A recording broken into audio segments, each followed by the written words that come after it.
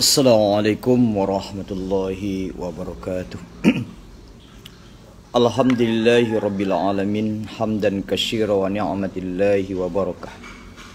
Wassalamah wal afiyah fid din wad dunya wal akhirah. Innallaha ala kulli syai'in qadir. Pada hari ini dan di pagi hari ini sedikit kami berbagi. Hidup ini penuh dengan sesuatu hal yang begitu banyak romantika, problem yang harus kita jalani. Baik pun itu kita di dalam kehidupan bernegara, baik pun kita hidup di dalam bermasyarakat. Kita selalu ingin mencari di dalam hidup ini adalah kehidupan yang selalu damai, tentram. Tidak ada orang yang ingin mencari hidup itu di dalam selalu resah dan selalu menciptakan ujar kebencian. Kenapa? Karena kita hidup dituntun oleh Rasulullah adalah menciptakan kasih sayang, bukan saling salah menyalahkan, bukan memberikan dan mengajak ujar kebencian. Karena kita hidup di atas dunia ini tidak ada yang sempurna. Semua ciptaan dan makhluk Allah tidak ada yang sempurna kecuali Allah Subhanahu wa taala. Maka sesuai juga firman Allah Subhanahu wa taala, dari awal Allah mengatakan, ya ayyuhalladzina amanu ittaqillah, wahai orang yang beriman, takutlah kepada Allah. Nah, di ujung ayat tersebut, setelah ayat itu, apa kata Allah? Wa'tasimu bihablillahi jami'a. Ciptakanlah, lakukanlah hubungan silaturahmi, islahlah. Cobalah kita rumbuk, cobalah kita bicarakan. Apakah yang kita sampaikan, yang kita salahkan itu adalah memang salah? Kadang-kadang cuma hanya kita biasa terjadi dalam hidup ini, bukan kita jadikan yang sesungguhnya dan sebenarnya yang kita sampaikan, sehingga terjadilah ujar kebencian. Ada kala terjadi telinga yang melihat, mata yang mendengar. Seharusnya tidak seperti itu. Mata yang melihat, telinga yang mendengar. Agama kita yang diajarkan, berapa banyak Rasulullah mencontohkan, ada orang yang penzina menyampaikan kepada Rasulullah, maka Rasulullah menangguhkan kisosnya. Itu membuktikan bahwasanya Rasulullah tadi menyuruh dia bertaubat. Rasulullah walaupun dibenci oleh keluarganya, pamannya, bapaknya, namun Rasulullah selalu dengan menerima cinta dan kasih sayang dan kedamaian. Nah, ketika ada sesuatu kelompok-kelompok, ada oknum yang salah, jangan kelompoknya yang disalahkan. Kita sadar dan kita menyadari bahwasanya kita di Indonesia ini sudah dibikin sesuatu aturan dan peraturan dan para ulama yang telah dahulu, supaya jangan ada terjadi pertikaian dan perpecahan. Dan di Indonesia ini tujuannya apa? Supaya terciptanya negara kesatuan Republik Indonesia. Karena kita mempunyai bangsa, negara boneka tunggal ika, kita berbudaya. Nah, budaya-budaya ini sudah melekat di dalam tubuh, atau sudah melekat di tubuh kita. Nah, ini yang akan dirubah. Kita tidak akan bisa menjadikan ada bahasanya, kalimat-kalimat bahwasanya negara ini akan dijadikan negara khilafah. Negara khilafah itu nanti akan terjadi kapan? Kita tunggulah dulu Imam Mahdi. Jangan sekarang. Kita harus memikirkan anak dan cucu kita. Ketika terjadinya sesuatu hal radikal dan ini, negara kita sudah punya Undang-Undang Dasar 45. Kita sudah ada pasal-pasal, kita sudah mempunyai hukum, sudah dibentuk dengan secara struktur yang bagus oleh negara Indonesia. Kita cinta para ulama supaya jangan ada terjadi perpecahan. Pancasila sudah ada. Kenapa kita bilang Pancasila tauhid dan segala macam? Ini yang harus kita mulai. Kita harus berusaha menyadari diri kita bahwasanya kita di dalam kehidupan negara Indonesia tidak akan ada gunanya. Yang akan menderita itu bukan kita, yang akan menderita itu adalah anak dan cucu kita apabila kita selalu berkoar bahwasanya harus berkhilafah dan harus begini dan begitu dan selalu menyalah-nyalahkan pemerintah dan segala macam. Karena kita tidak ada yang sempurna. Kemampuan manusia itu terbatas. Nah, mari kita ciptakan persatuan dan kesatuan dan kedamaian di Indonesia kita ini. Yang harus kita bentuk hari ini apa? Marilah kita pikirkan generasi-generasi kita yang akan datang yang berakhlakul karimah, yang selalu cinta ke negaranya, hubul watan minal iman. Jangan kita selalu menyalahkan dari beberapa. Nah, ini kita harus hati-hati. Syria dulunya begitu damainya, Libanon dulu begitu damainya. Hari ini karena menyusupnya ada penyusup yang ada. Coba kita lihat Syria. Nah, kita harus hati-hati. Sekarang cara di akhir zaman ini sekarang untuk memecah umat, untuk saling sakit menyakiti, saling sikut dan menyikut dan segala macam. Kalau kita lihat pada hari ini, yang masuk adalah dengan cara agama untuk memecah negara Indonesia. Kita berharap kepada pemerintah ini harus lebih bijaksana lagi dan lebih tegas kembali lagi untuk melihat hal ini. Tidak perlu kita mengkufaratkan orang, kita tidak perlu mensirik-sirikan orang, karena kita sudah punya masing-masing dalil. Silahkanlah umpamanya begitu pendapat Anda, tetapi jangan Anda mediakan dan jangan Anda lakukan hal yang seperti itu, mengkafirkan orang, mengkufaratkan orang dan ini. Karena tidak akan bisa sama Arab Saudi itu dengan Indonesia. Kita bersuku, berbangsa, mulai dari timur sampai kita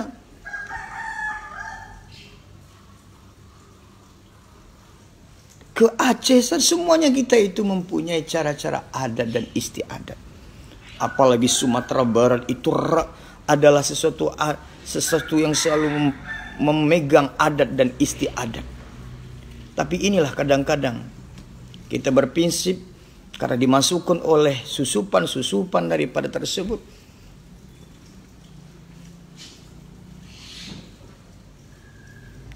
Dengan cara agama, cinta dan damai, dan tidak saling salah dan menyalahkan orang lain. Nah, ini terjadi. Seperti contoh, NII sudah berkembang. Bahkan kita di Sumatera Barat, padahal Sumatera Barat itu adalah yang kokoh dan kuat adat bersandi, sarak-sarak bersandi kitabullah. Kenapa bisa masuk di Sumatera Barat? Ini harus kita pikirkan kembali.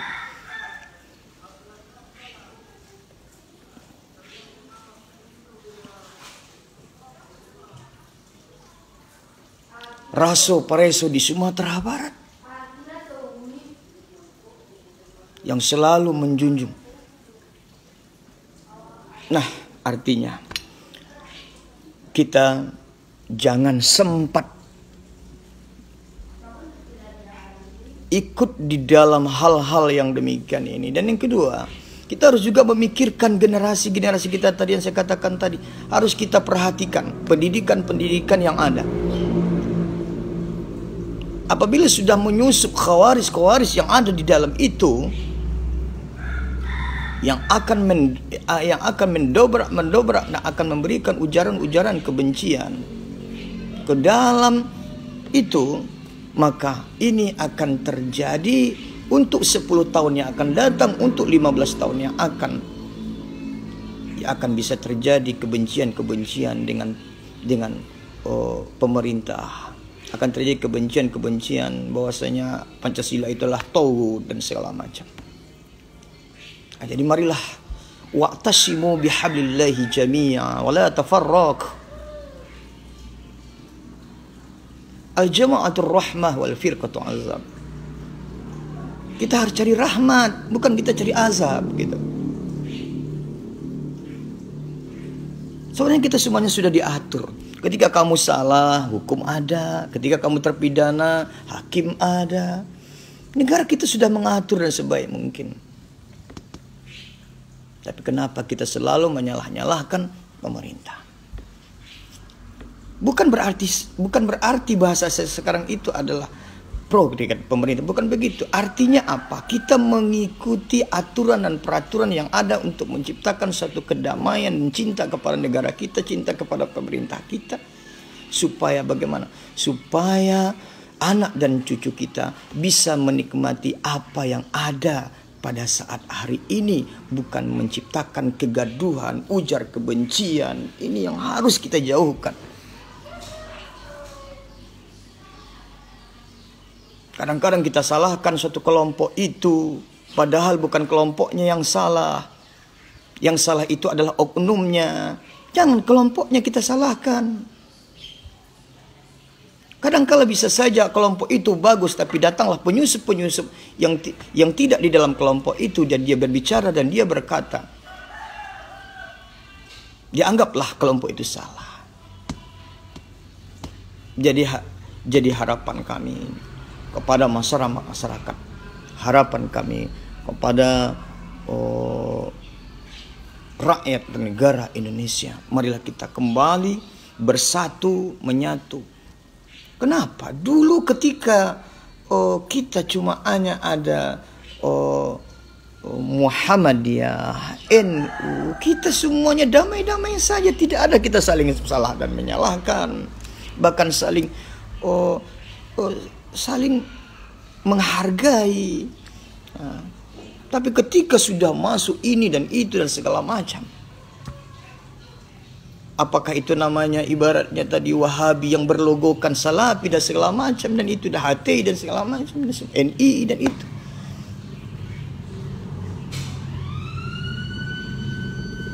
Inilah salah satu yang harus kita hati-hati untuk ke depan, supaya jangan ada terjadi pertikaian dan perpecahan di negara kita Indonesia.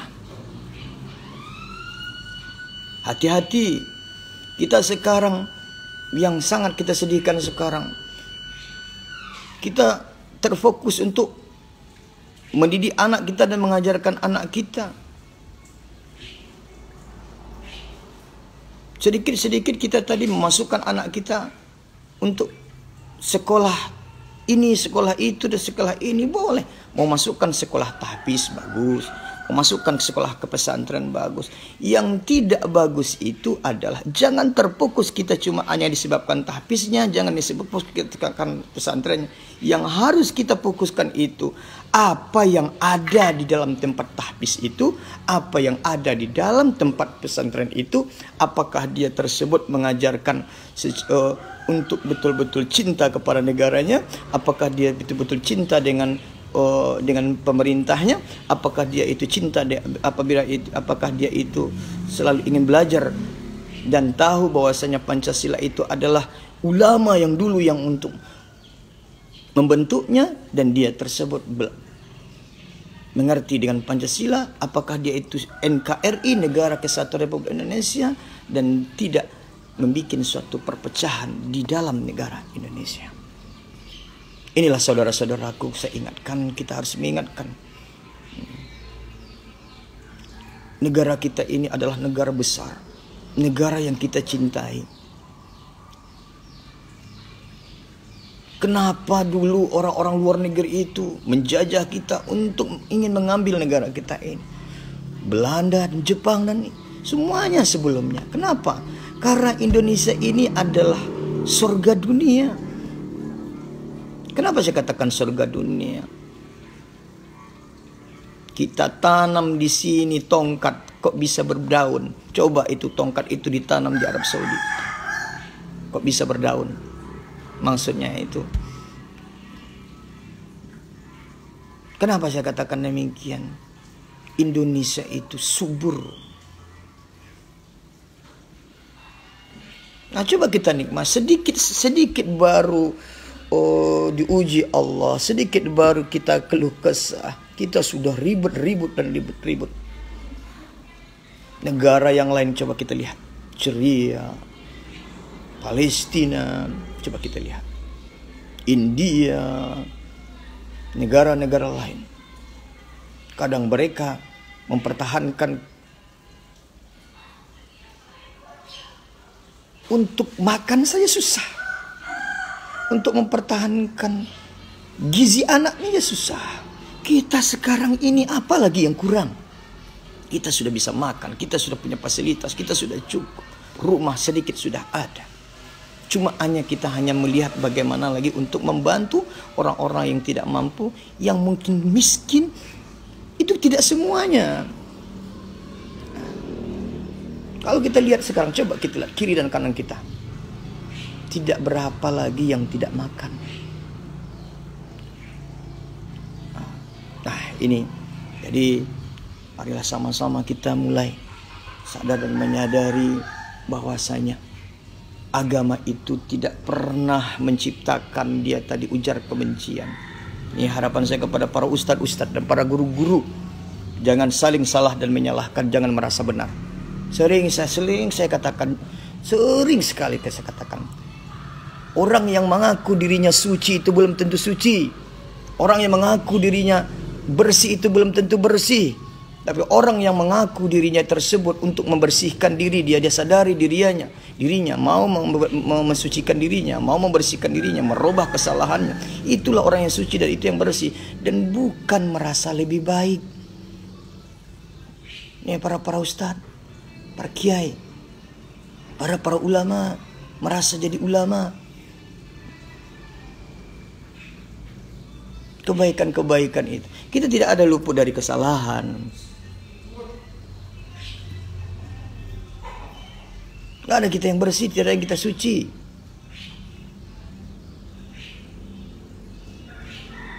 Jangan merasa soleh lah.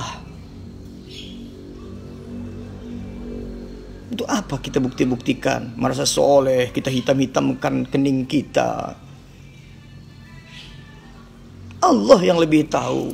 Allah yang lebih tahu. Allah itu cuma menginginkan kita apa? Mengharapkan kita apa? Allah cuma hanya menginginkan kepada kita itu. Harapan kita tadi kepada Allah, mengharapkan rahmat dan kasih sayang Allah. Itu yang selalu kita inginkan kepada Allah. Ya udahlah, berhentilah untuk ujar kebencian. Sesalah apapun orang lain tersebut. Tapi Undang-Undang Dasar 45, pasal-pasal yang sudah ada, hukum sudah ditentukan. Silakanlah mereka yang akan melaksanakan. Jangan kita ikut-ikutan untuk membuat suasana ujar kebencian. Tapi sudah diatur. Ketika dia salah, ketika dia berbuat salah, maka sudah ada yang akan memprosesnya. Bukan kita ikut-ikutan. Sampaikan sajalah kebaikan, sampaikan sajalah kedamaian kepada orang lain. Untuk apa kita di dalam itu? Kenapa? Karena itu akan membuat kita beban sendiri. Itu makanya di dalam ilmu-ilmu tasawuf mengatakan jaga hatimu, jaga jiwamu. Apa? Berikan sesuatu hal itu adalah kehendak Allah. Kenapa? Rencana kita belum tentu sama apa yang dirancanakan Allah.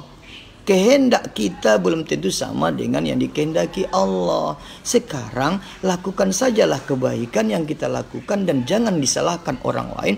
Ketika mereka salah, hukum sudah ada. Tapi kita sekarang sudah, apabila ada terjadi perperangan, sudah ada militer kita, tentara kita.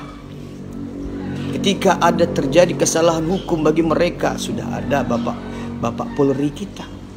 Ketika mereka itu terpidana yang akan menentukan perbuatannya, sudah ada hakim kita. Sudah ada yang pembelanya, jaksa sudah ada, pengacara sudah ada. Kenapa kita memikirkan itu lagi? Yang kita pikirkan tadi adalah anak dan cucu kita yang tidak mau membuat suatu ujar kebencian pula untuk ke depan yang akan datang. Inilah kita sedihkan. Jadi yang pertama, jangan suka-suka menyalah-nyalahkan suatu kelompok. Kalau masalah saya adalah ahli sunnah wal jamaah, saya adalah ahli sunnah wal jamaah, saya adalah ahli sunnah wal jamaah, silahkan. Kalau Anda merasa ahli sunnah wal jamaah, lakukan perbuatan amal Anda dan jangan Anda salahkan orang lain. Kami sebagai ahli sunnah wal jamaah, kami akan berpegang dengan ahli sunnah wal jamaah kami, dan kami lakukan apa yang kami ingin lakukan, dan kami tidak akan menyalahkan Anda. Tapi ketika Anda menyalahkan kami, harus ingat Anda di sini baru, di Indonesia ini baru kecil. Kami sudah besar. Jadi waqtasimu bihablillahi jami'a wa la tafarraqu. Ikuti sajalah apa tata cara yang dibina, yang dibentuk, yang dilaksanakan oleh pemerintah. Kapasitas yang kamu pikirkan itu belum tentu sama sebesar yang dipikirkan oleh orang yang di atas itu.